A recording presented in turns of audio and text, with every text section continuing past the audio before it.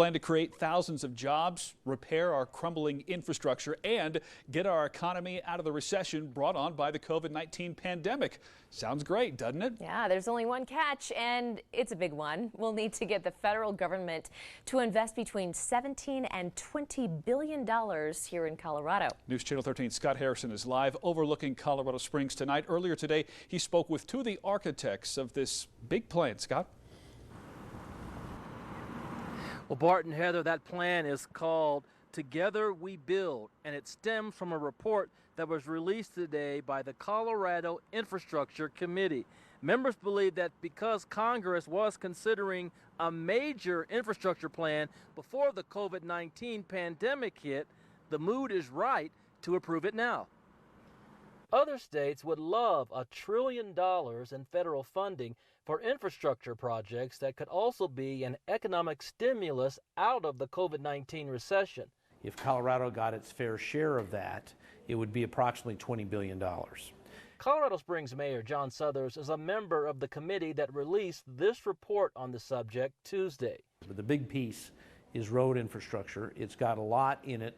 He says about $2 billion would come to the Pikes Peak region for, amongst other things, improving I-25 between Fillmore Street and Garden of the Gods, as well as paying to move the downtown transit center to a new location. We're going to do some safety things on 94. Eventually 94 is going to have to be much larger than it is.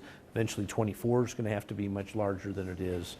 But there are also some transit hubs and things like that. Colorado is believed to be the first state to put together a priority list of projects to provide lawmakers with specifics on how the money would be used.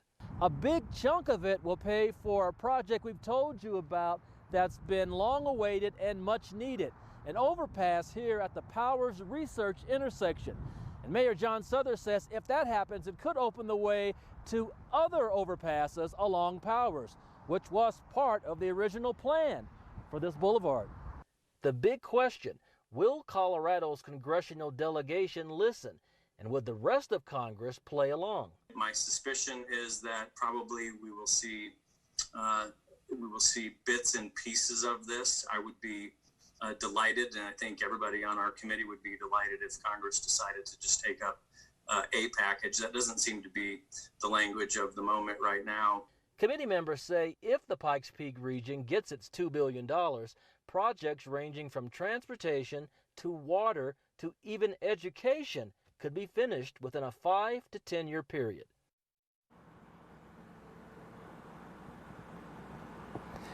And the last time that Congress tried an infrastructure stimulus plan like this one was after the 2008 recession.